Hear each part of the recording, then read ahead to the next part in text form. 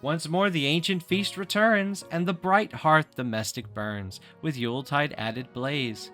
So too may all your joys increase, midst floods of memory, love, and peace, and dreams of halcyon days. Hey guys, Sleepyhound Piper here, and that was Christmas Greetings to Sonner Green by H.P. Lovecraft. Well, we are at the end of the year, Christmas week. So I thought we would read a story about a man near the end of his life, and maybe find some peace. I didn't mean for that to rhyme, but here we go. Ex Oblivione by H.P. Lovecraft. I hope you enjoy. When the last days were upon me, and the ugly trifles of existence began to drive me to madness like the small drops of water that torturers let fall ceaselessly upon one spot of their victim's body, I loved the irradiant refuge of sleep. In my dreams I found a little of the beauty I had vainly sought in life, and wandered through gardens and enchanted woods.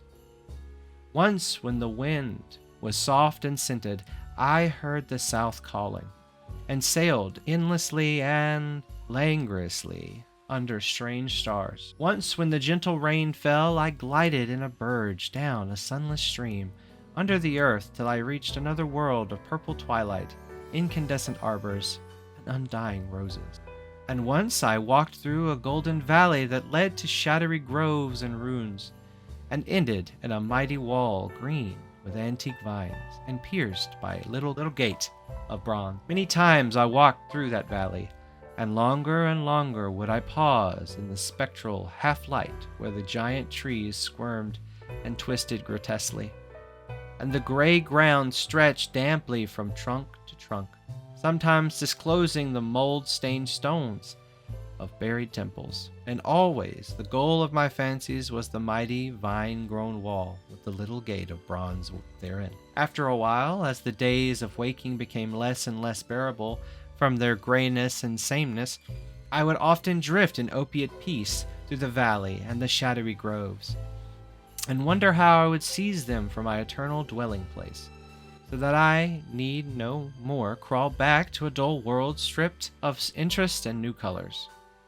And as I looked upon the little gate in the mighty wall, I felt that beyond it lay a dream country from which, once it was entered, there would be no return. So each night, in dream, I strove to find the hidden latch of the gate in the ivied antique wall, though it was exceedingly well hidden.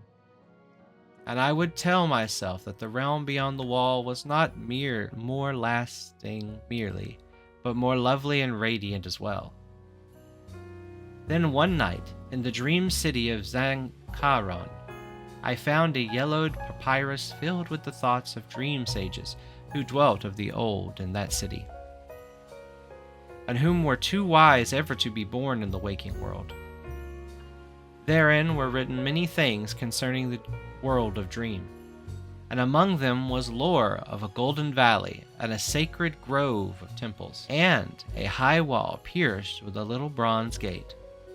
When I saw this lore, I knew that it touched on the scenes I had haunted, and therefore I read long in the yellowed papyrus. Some of the dream sages wrote gorgeously of the wonders beyond the impassable gate, but others told of horrors and disappointment. I knew not which to believe, yet longed more and more to cross forever into the unknown land.